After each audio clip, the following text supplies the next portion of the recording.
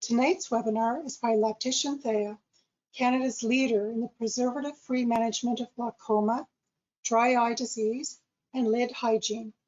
They are a family-owned, trusted partner, bringing innovation to practice for eye care professionals and their patients. Our speaker tonight is Dr. Peter Pham. Dr. Pham is an entrepreneur and practicing ophthalmologist in Houston and the CEO of Ocular. He graduated summa cum laude with a degree in chemistry and earned his medical degree from Washington University and its School of Medicine in St. Louis.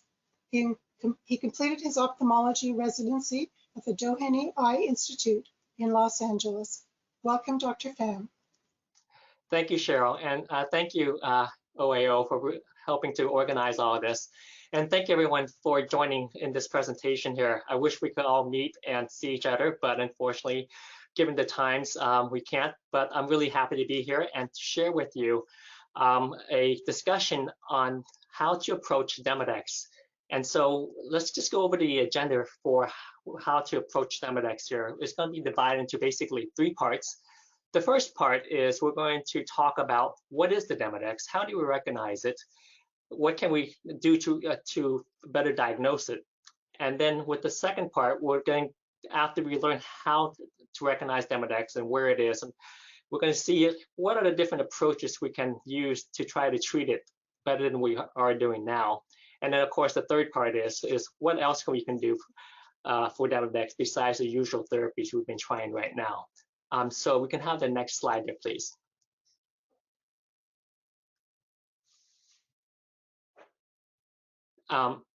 So there's going to be a poll. This is an interactive poll there. As you can see, there's the question in front of you there. And so it'll be very interesting to see what the response rate is for everyone in this discussion here.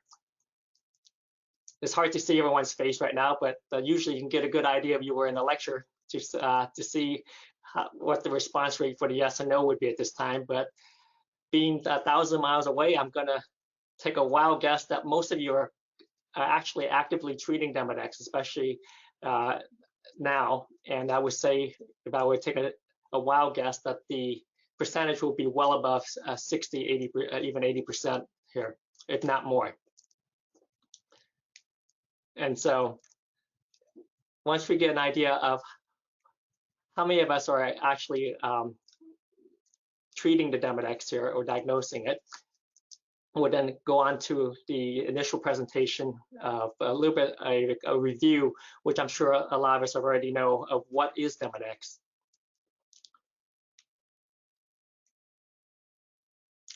Oh, excellent. So almost 3/4 of everyone here is treating and diagnosing Demodex here.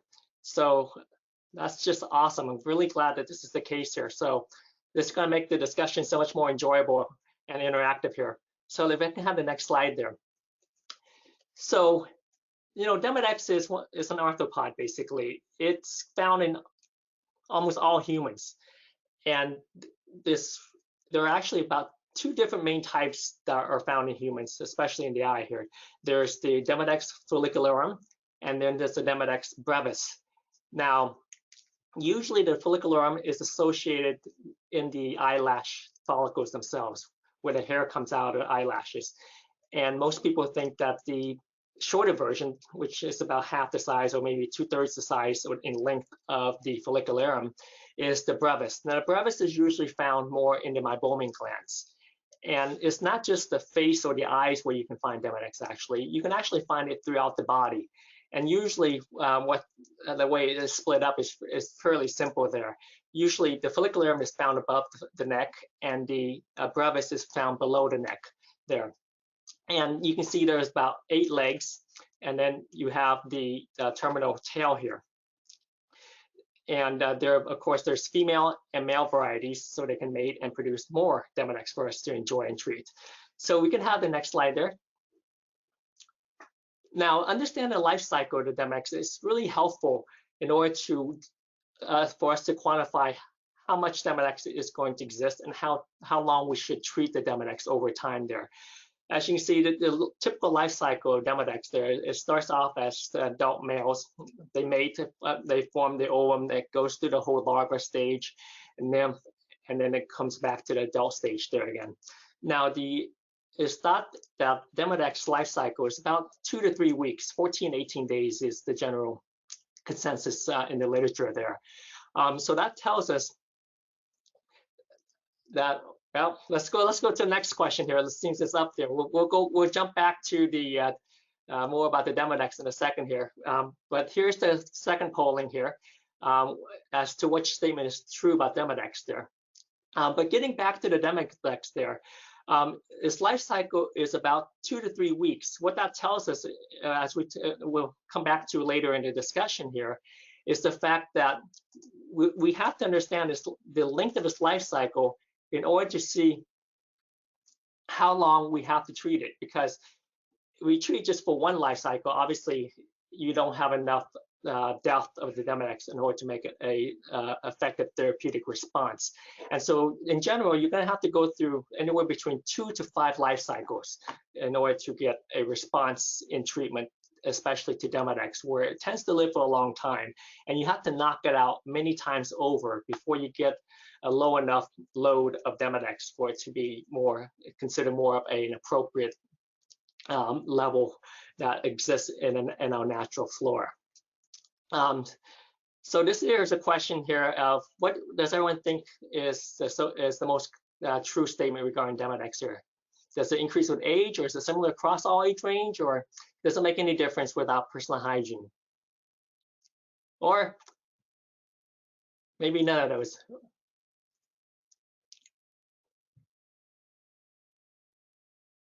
And what's excellent? So everyone's got it right pretty much there. It does increase with age. We can have the next slide there. This is one. So as you can see here, Demodex is quite common the older we get. The rule of thumb that I usually just tell all my patients is that just take your age. If you're 20, there's probably a 20% chance that you have it. If you're 50, there's probably like a 50% chance that you have Demodex. If you're 70, almost all of us will have Demodex there. And so it's a really simple way to relay the information rather than to memorize every individual kind of quantity of data you see here. So just take a percentage as the age, basically. And 40 years of age, about 40% of us have it. So we can have the next slide there. And so one of the coolest things we can do, and one of the most meaningful way to tell patients that they have Demodex is actually to show them under a microscope that this is what you can find in their eyelash, in the roots of the eyelash there. Now you have to be careful, because sometimes you can find some patients who are quite grossed out about it, and they may have almost post-traumatic stress over it there. So it really takes a little bit of this discernment to before you just kind of pull out the microscope there. But it's pretty easy there. You can get any microscope off of Amazon for about $200 or 280 Canadian dollars here. And then just basically pull out the lash and put that lash under the microscope. Now, there's a little bit of technique when you're doing this here. You really just can't pull out the lash and put it on a slide and put it on a microscope there. Because what you'll find is that when you have to increase the objective magnification to quite a bit there to about before you can see it.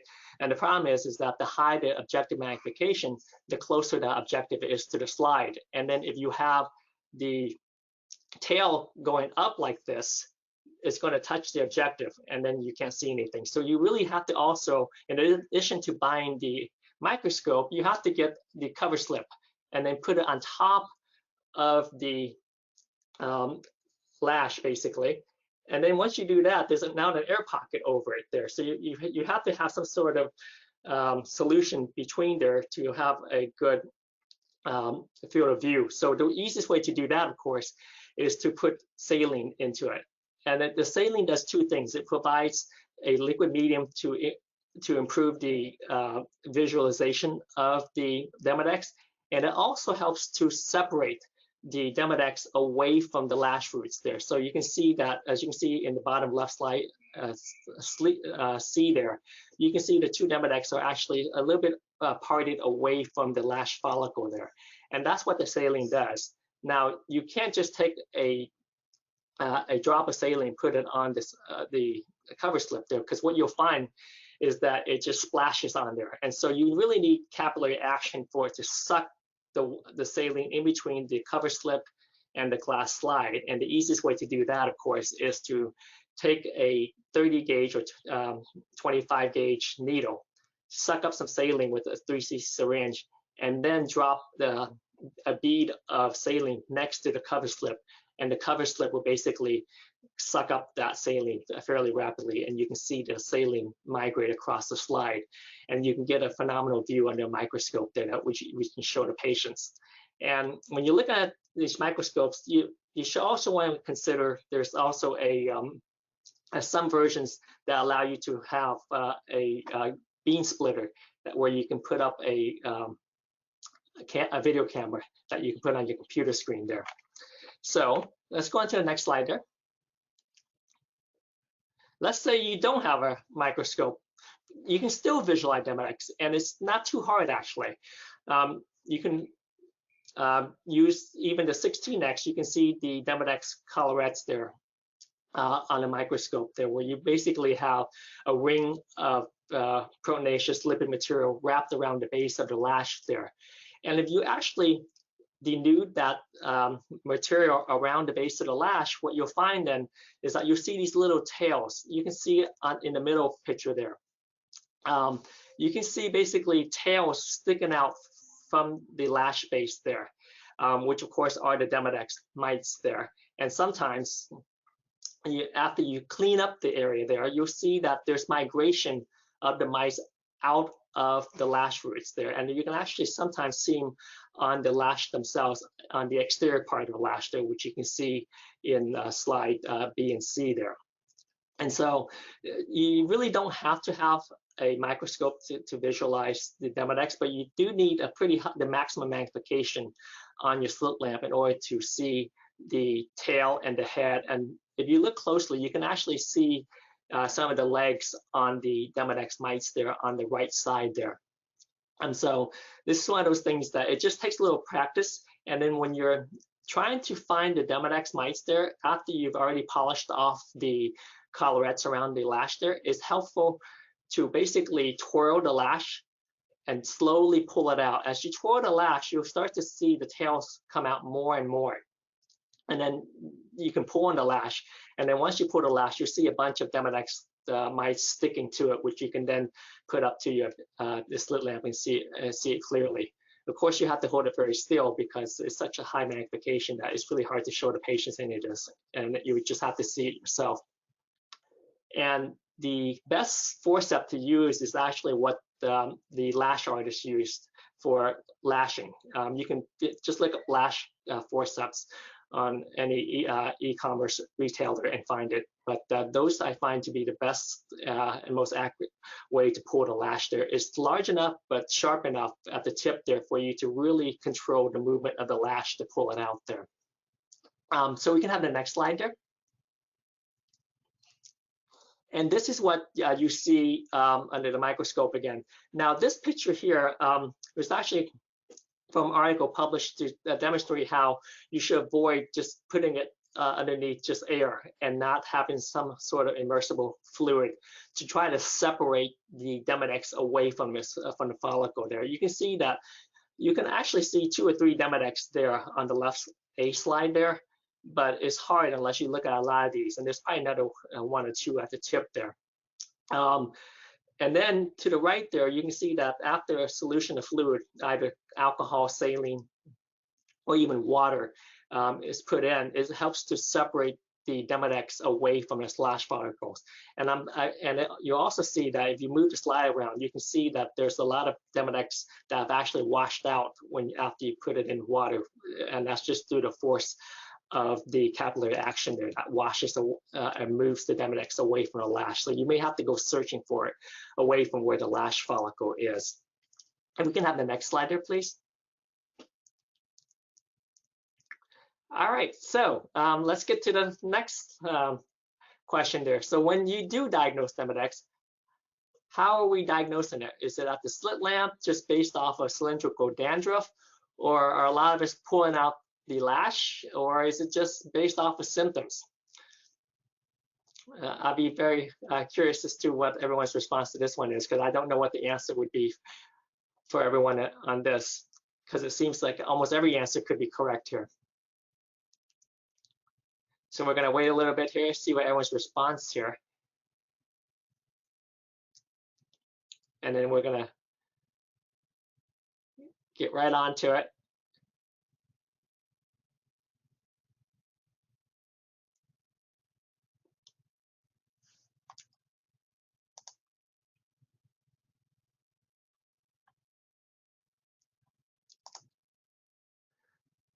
All right, so it looks like most of us are using the slit lamp, obviously, and mainly with the cylindrical dandruff there.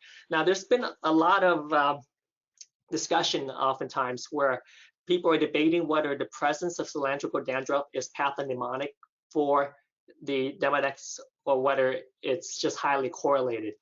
And clinically, it really doesn't really matter that much to us, because most of our clinical decision is really never based on just one finding, right?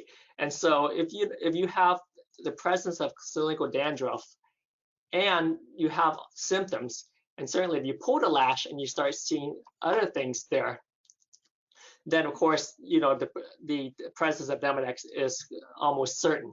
And so it's okay that there's a lot of discussion whether cylindrical dandruff really means the 100% presence of Demodex or not.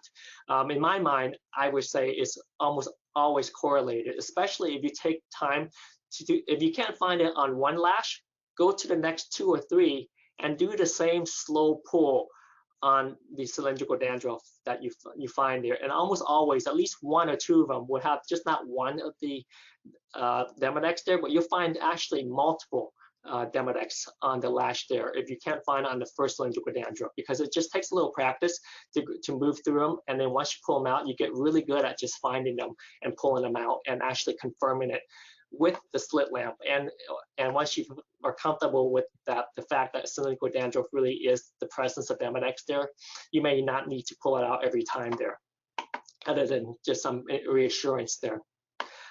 If we can have the next slide there, please.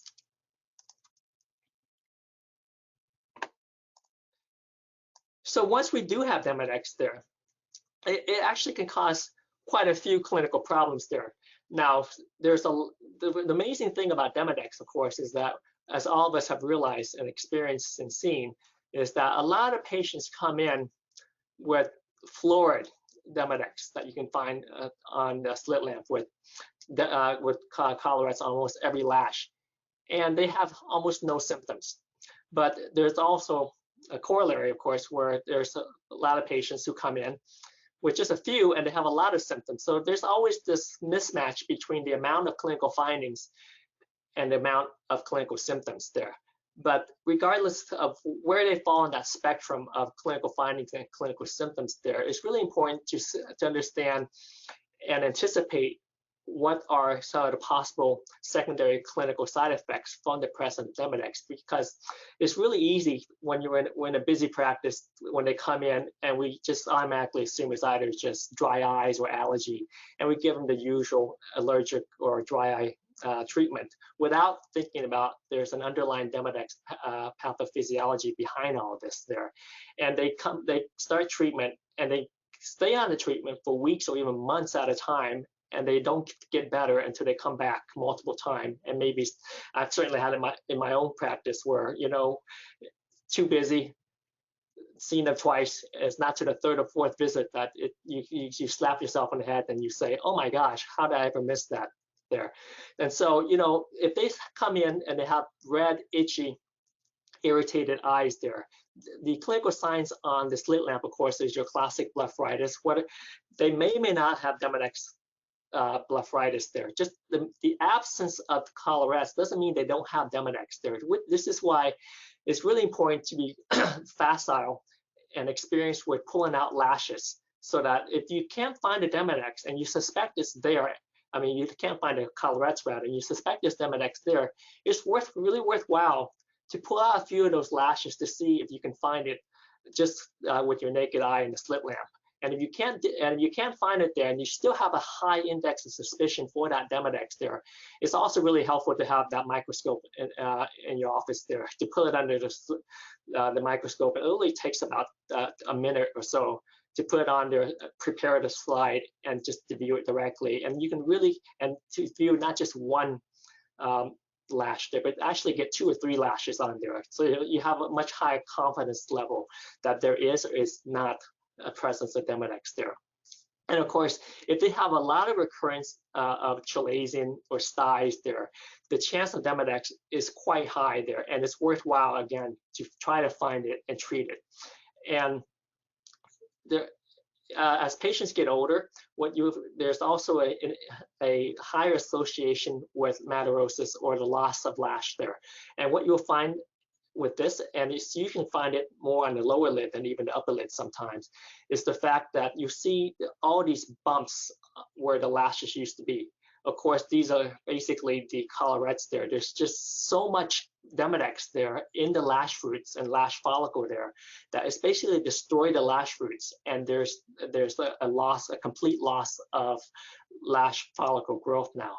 And that's all you have. And these are the toughest ones to treat there, because it certainly doesn't take 3 weeks or 5 weeks to get to help them there. It may take a month, many months, or even years for us to really address the matarosis problem when there's so much overproliferation of Demodex there that it's extremely tough to get rid of it.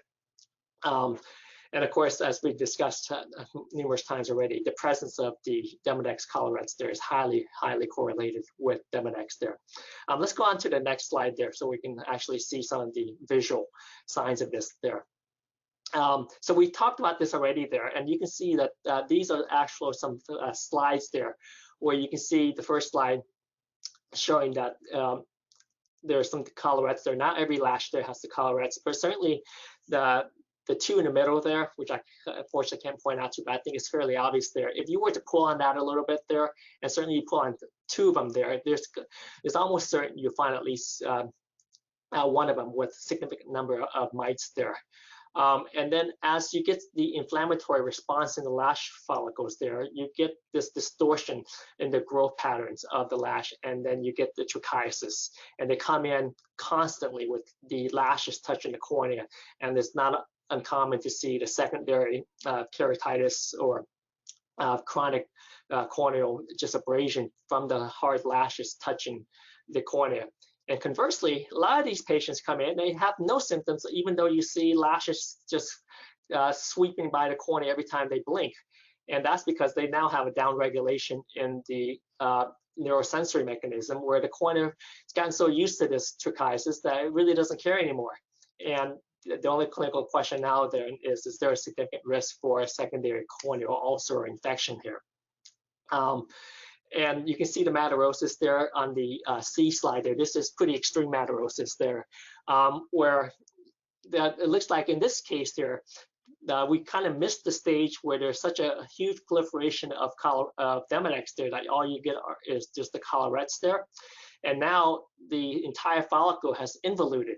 The lash follicle has involuted now, and it looks just like a clean surface, when in actuality the entire lash is pretty much destroyed now. And then you don't get what you find in D, which again it looks like just a core of lipid basically there, which now, of course, that is a meibomian gland dysfunction there.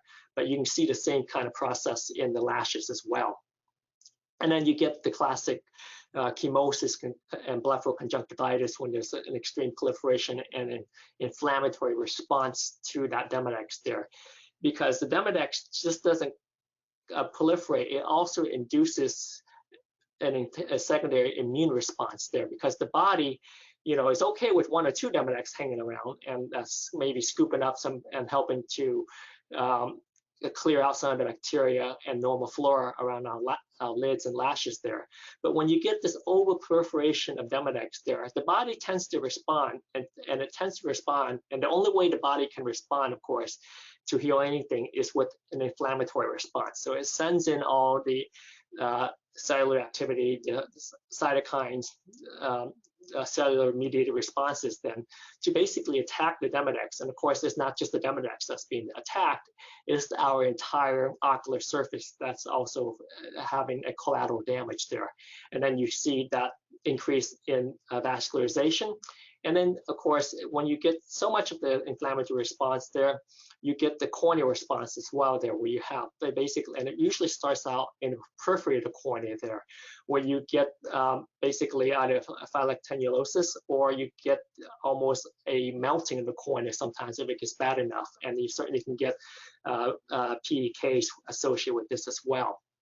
And so it's really important that we recognize the presence of Demodex and prevent it before it gets to such a severe situation that is causing these secondary lid, conjunctival, corneal, and even intraocular responses. Because certainly if you start getting the scleral, conjunctival, and corneal response, you're not far behind from a uveitic response as well, when you start getting cells and flares inside the eye just from the effect on the ocular surface there. And that's something that by now, when it gets to this severe level, you're now forced to use a steroid basically to calm it down and kind of reverse this situation that's now really out of control. And we can have the next slide there, please. So, what are the key takeaways of what we just discussed there? So Demodex is quite common. It increases with age. You can take the age, and that's basically the percentage of patients who have Demodex there, just as a gross approximation. There are two types of Demodex. One, the longer version with a longer tail, likes to reside in the lash follicle, and the shorter one, the brevis, likes to reside in the meibomian glands. If you have chronic blepharitis, always suspect there's also a Demodex component. And if you can't find a collarette, take out a few of the lashes and at least look at them under the highest slit lamp magnification there to see if you can find a few of the mites themselves there, even in the absence of the classic collarettes there. And of course, any patient who have rosacea almost always have Demodex. You find almost an 80–90% association at least between rosacea and Demodex if you look hard enough there. And these patients really need to be treated aggressively, not only on the face, but also on the eyes and eyelids for Demodex associated rosacea. And we know that the life cycle of Demodex there is about 2 to 3 weeks there. And usually you need at least 2 life cycles and probably up to 5 or more life cycles to adequately treat Demodex infestation there. And of course, if we don't treat it, you get all of the serious problems that we just talked about there. And so I think it's really important to intervene early in the course rather than just waiting to see what happens there. You know, there's different thoughts on this there, but and you can always argue that first do no harm. By treating the Demodex, of course, you're using some sort of intervention that may cause a change in the natural homeostatic balance of the eye there. But you also know that if left untreated and if severe enough, eventually the body will have to respond because it cannot afford to have an out of control flora of microbes anywhere in the body, pretty much there. And so we can have the next slide there first. So having this basic knowledge of what Demodex is and how it replicates and how it presents there, it really affords us a background on how to approach the therapeutic intervention here and to target where in this life cycle of Demodex to basically target our clinical approach here. So we can have the next slide there. So here, the minimum, I think, for any sort of Demodex treatment, there has to be 5 to 8 weeks. And I think this is probably on the lower side. And this is probably for the mild cases there. For moderate to severe Demodex cases, I think you're looking at least twice this amount of time there in order to get adequate control. And even after you bring it into control there, it's not like a one and done kind of treatment cycle here. There's still, you know, that the body or this patient's homeostatic balance here is such that the Demodex is causing problem and it's proliferating. And if you remove the extra source of treatment there, it's likely that the body will not be able to go back and respond and adequately control the Demodex. Certainly you can kind of wean off the intensity of treatment for the Demodex there, but for a chronic problem, it's unlikely that we can really remove that treatment entirely. It may be that you may not have to treat it twice a day, every day, and maybe you do it once a day or maybe every other day. But I think it's important that if we are going to remove treatment there, that there's also close follow-up afterwards there, so that they don't go home, they think everything is fine, and then it's not till weeks or months later that they find out that it's too late. It's almost like our COVID kind of disaster we have on right now, is the fact that, you know, with any sort of growth is a microbe, it's usually an exponential growth. And it's hard for us, and certainly very difficult for patients to understand exponential growth until you actually give them a kind of example of what exponential growth is. And then you realize that you really don't recognize that there's a problem until it's way too late.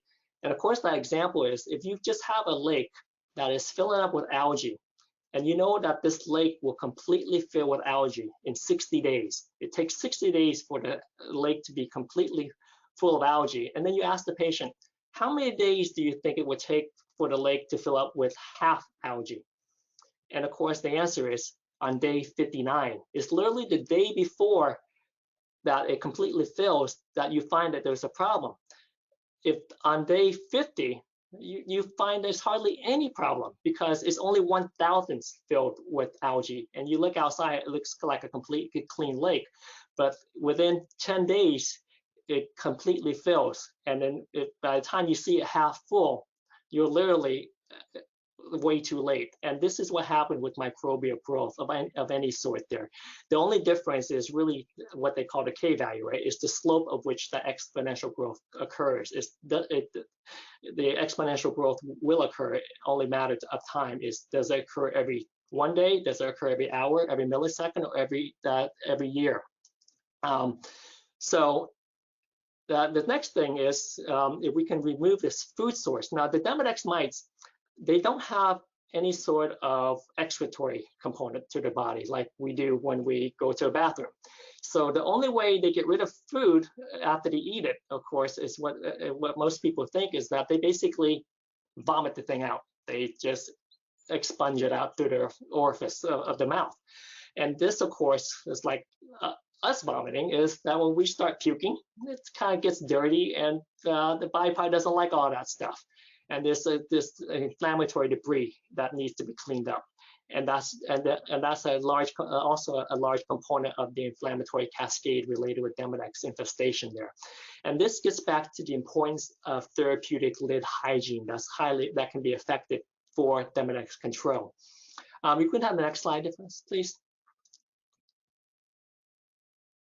Okay, so now let's see what we can do to treat it there. So what are the therapies for Demodex treatment here?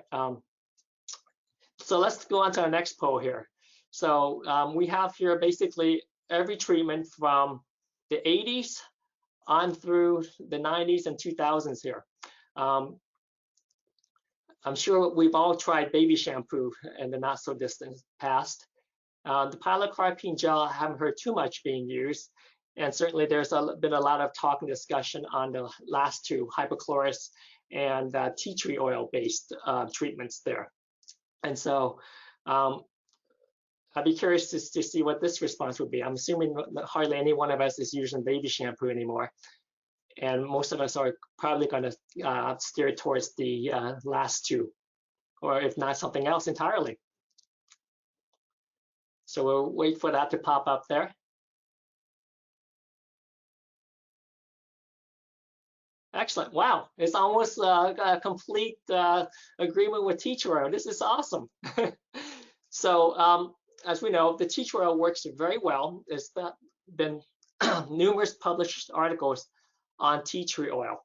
And even after all we've learned about it, the curious thing which I've always wondered about is that even now, no one really knows how it works. We always say it's the 4-terpeneol, but that just tells us what it is. It doesn't tell us what its mechanism of action is. And that's not so surprising, because in medicine, mechanism of action is extremely hard to understand. And even when we have something that we think is the case, it may not actually be the case clinically, just because you see in a test tube or in a petri dish.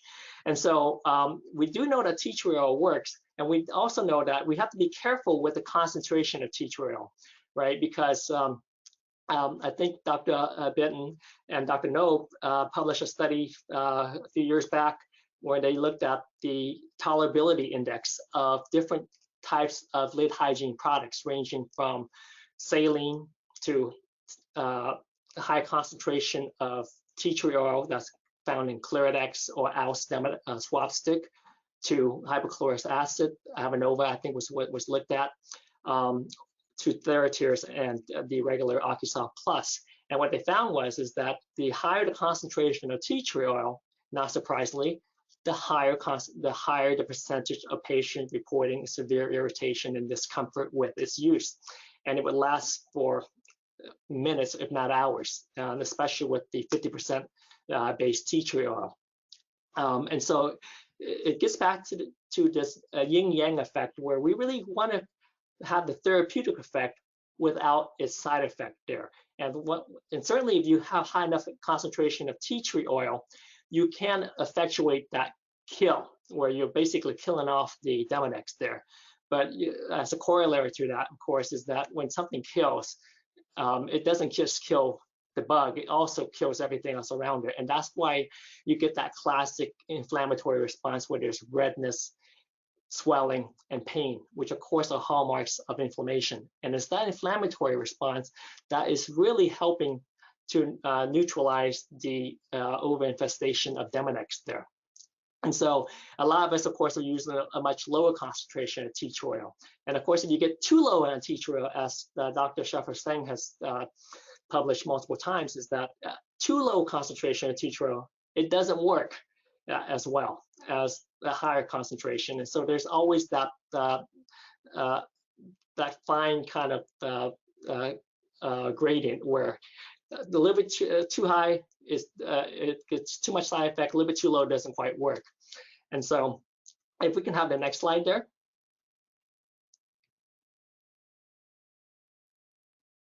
So let's talk about, there's actually another type of treatment that doesn't rely on tea tree oil, and this is a Zocular platform which uses okra. Now, I am the founder of Zocular, so this is so that's a disclosure there.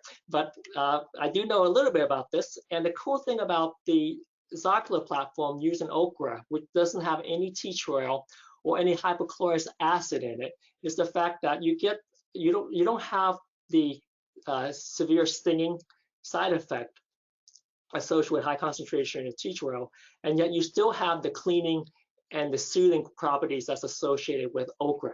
We actually, I think that's been oftentimes called the steroid of aloe on steroids, as they call it there.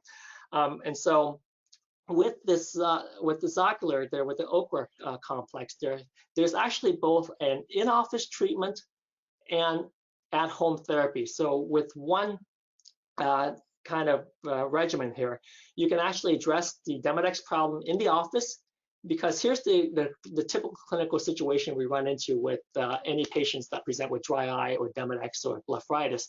They come in, they've been suffering for months or even years. They've already probably seen 1 or 3 or 5 other eye doctors.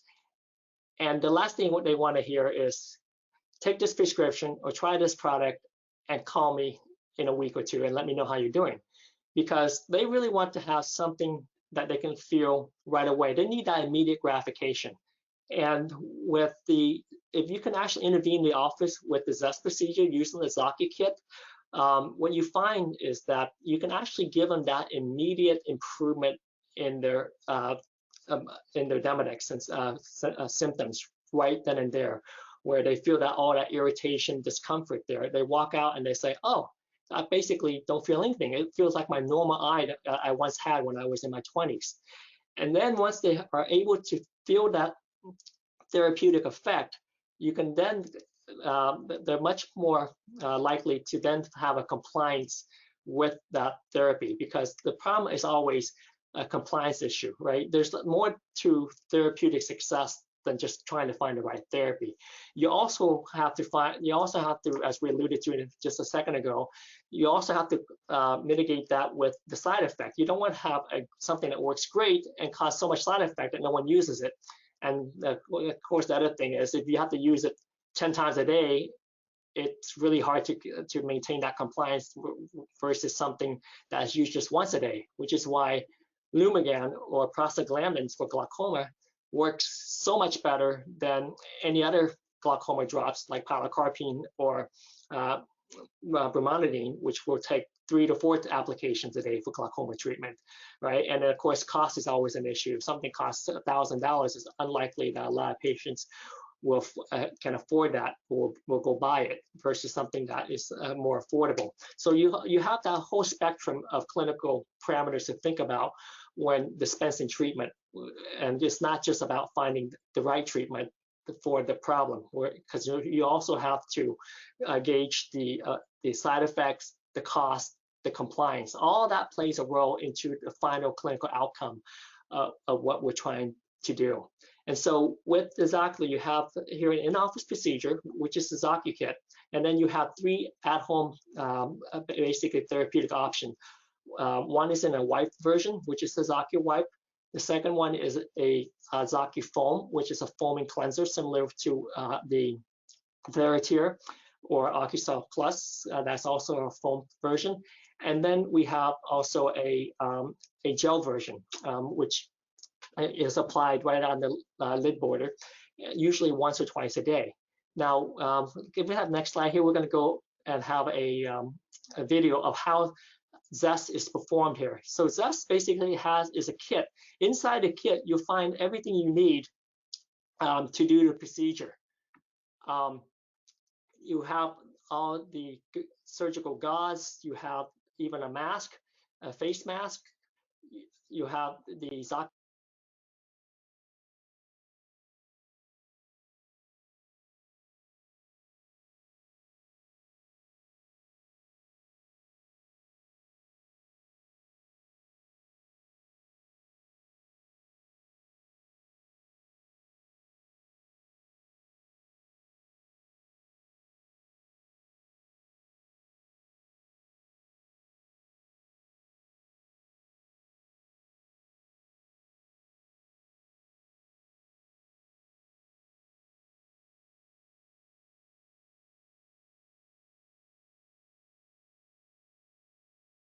Oh, actually, I just realized I was muted. So here you can see that if we can play that one more time there, I just kind of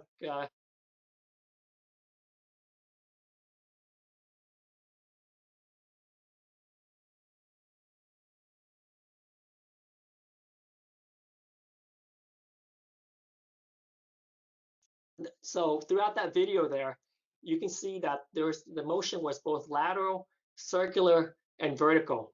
And so that allows you to basically go around the entire lash roots there.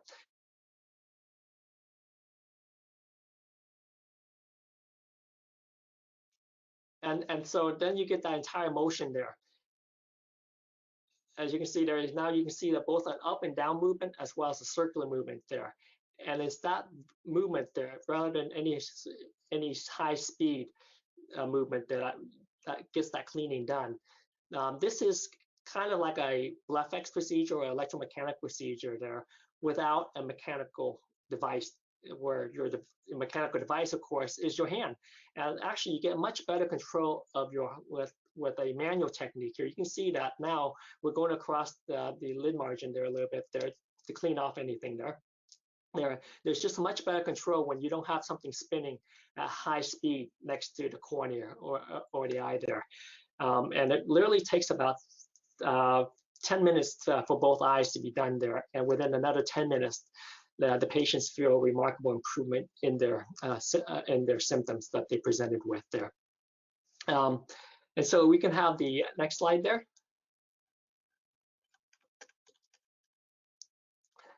So there have been a few of our colleagues who've actually been using Zocular there. I think everyone knows both Dr. Maharaj and Dr. Perriman there. You can see Dr. Maharaj, I think he's one of the first Canadian doctors who used Zocular in his office there. And his quote, of course, is that he's used almost everything under the sun there. He's found that Zocular to be quite helpful for his both his Demodex and dry eye practice there. And he also notes that you can also get started with it without the expensive devices there. And of course, Dr. Perriman there is the dry eye guru, who's also quite into IPL therapy. And she uses Zocular quite a bit with her IPL treatment techniques there. And she finds the Zocular line to be quite helpful for doctors to use. And in addition to Zocular there, we can have the next slide there. Once there's better control of the Demodex situation there, you can now go to that kind of tapering or titration technique we were talking about there, where you want to decrease the intensity of treatment based on the clinical response there. And so now you would look at more of a daily hygiene rather than some sort of interventional treatment there that was required in the office. And so two great products for this, of course, is the Blephoclean, which is a wipe there, and as well as a Blephagel gel that is used usually once or twice a day there. And neither one of these products has a preservative there. So you get a preservative-free formulation as well as a micellar formulation where you get kind of this more improved penetration of the product into the lid margin because of this micellar structure that's contained in the product itself there. And so you can do the in-office Zocular kit ZEST procedure, and then you can either maintain them on a combination of the Zocular at home or a Blephoclean Blephagel Thera-based treatment platform there. Either one will work well, and I think as the more you get used to how each one works for the practice there, you find that you'll be much better at gauging which patients will benefit more from one platform versus another. And so that concludes the presentation on Demodex. I really, again, appreciate everyone's participation in this, and as well as the organizer with Ontario Association of Optometrists. They really thank you so much. And if anyone has any questions, you can always just direct the question to me at peter.pham@Zocular or to Cassandra Dube at Labtician there. And thank you again, everyone, for participating. Please stay safe and healthy, and I hope to meet again with everyone. I will now show the questions you have submitted. The first question, Dr. Pham, when you have loss of lashes with Demodex, does treatment over a few months or years result in the lashes regrowing? Yeah, it's a great question there. That gets back to that picture that we were seeing there. If the lash follicles have all involuted there, it's unlikely that those lashes are ever going to come back. They're pretty much gone. And so this is why the therapeutic intervention interval is important there, where we have to intervene early before there's complete involution of that lash particle. Okay, thank you.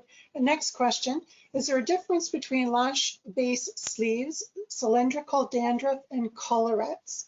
Or are they all the same thing? I usually think of them as similar. I mean, there may be some semantic differences there, but if I see any sort of covering around the lash base there, I always suspect there's a Demodex component involved. And I always try to pull out at least one, just my own edification, to see that there is indeed at least a tail. If I don't pull out the lash, I will at least clear off the collarette there to expose the tail. And you don't even have to pull out the lash, just pull it down a little bit, just tug on it, and tug and slowly just pull down a little bit as you're moving it in a circular pattern. and you can see the tail come out, and then just let it go again, and then you don't lose a lash, and the patients will like you a little bit more, because it is a little bit uncomfortable when you pull a lash. Right, thank you. We have another question. Once you do in-office ocular, do you wash it off with water? Yes, so inside the kit, there's actually 4 vials of saline that's used to wash everything off. And so there's everything you need to do the procedure there is there. So there's no need to chase around the office to find everything. So, but you do need to wash everything off, because when you're cleaning, you're actually, of course, cleaning off a lot of debris, bacteria, and Demodex there. You gotta basically clear all that off there. Otherwise, it's going to be quite irritating to the patient if you leave it there. Thank you. We have another question. With regard to the at-home maintenance program with Zocular, are all formats approximately equal in efficacy? And why would you prescribe one format over the other? Yes, that's a great question. So I usually titrate it based on the severity of the problem. If it's moderate to severe, I would usually start off with 2 products. I usually start off with the foam and the gel. And then the patients are one of those patients that are quite busy on the road a lot, maybe not this time, but they're on the road. The wipes are quite convenient for the patients just to bring around and to carry on there. And then I usually use the foam and the gel twice a day, and then have them come back in about a month. And then if it looks better in a month, I usually just cut it down to once a day, and then have them come back in a few more months, like 2 or 3 months. And if it looks better still, I cut it down to either the foam or the gel, depending. And I just ask the patient, which product do you like more? Do you like the foam more? Or do you like the gel more? And then most patients will tell you. Great, thank you. And I think you just answered this. It says, when do you convert Zocular foam cleaning to Blephagel? I think that's what you just responded. Okay, we've got another question here. Can Demodex be passed from person to person? For example, can children get it from adults or elderly people who have it? Yeah, so it does get passed from person to person. That's how it spreads. And so I usually tell patients once they get under better control there, they should take a look at that's the other thing that I always find quite helpful there, is that if I have a patient that's positive for Demodex and their spouse is there, I would usually grab the spouse and take a look at them as well, and just to see if there's also Demodex with the spouse or the kids. Because if you treat one person and the other person still has it, and they're sleeping in the same room, it's going to come back even more. And so it's a quick kind of check. And with one check, you can actually now have 2 patients in your office. Wow. Okay, thank you. What is the recurrence rate of Demodex after successful intervention and treatment? That may be a really hard question to answer, because the success is, of course, is when they have, there's 2 forms of success. There's that clinical success, where you don't see as many Demodex collarettes or any at all. And then there's that clinical success where the patient don't feel any symptoms. Now, just because you have clinical success, because it's a chronic problem, if you were to remove treatment, like we discussed, it's most likely going to come back. It may not come back the next day or the next month, but eventually it probably will. And so we're always, as doctors, on a long road for any treatment process with a chronic disease. So it's never, I guess for Demodex, we really can never pat ourselves on the back for actually eradicating it, because eradication is not the goal for Demodex treatment. It's really getting the patients back to his or her normal homeostatic equilibrium for the Demodex, so it's not causing problems. Great, thank you. One person asked, how do you get Zocular in Canada? But another person commented that they had bought Zocular wipes on Amazon. So I don't know if you want to talk about how to get it in Canada. So in Canada, Zocular is distributed by Labtician there, and you can contact Cassandra at Labtician. I'm sure she can help anyone with getting Zocular there. Amazon, there is Zocular sold on Amazon, but I'm not sure it's sold in Canada. It is sold in the US, as I think it's the only Zocular product that's sold on Amazon. And most of the sales are usually the 40 count products there. So I'm curious as to how it was sold on Amazon in Canada. I don't know the answer to that question. Okay. That's all the questions we have. Thank you so much. I want to thank Dr. Pham for this insightful presentation, and I want to thank Lab-Tician Thea for partnering with OAO for tonight's webinar. The webinar will be posted on the OAO website within the next few weeks. As you log off, please complete our survey. Thank you for joining us tonight. Good night.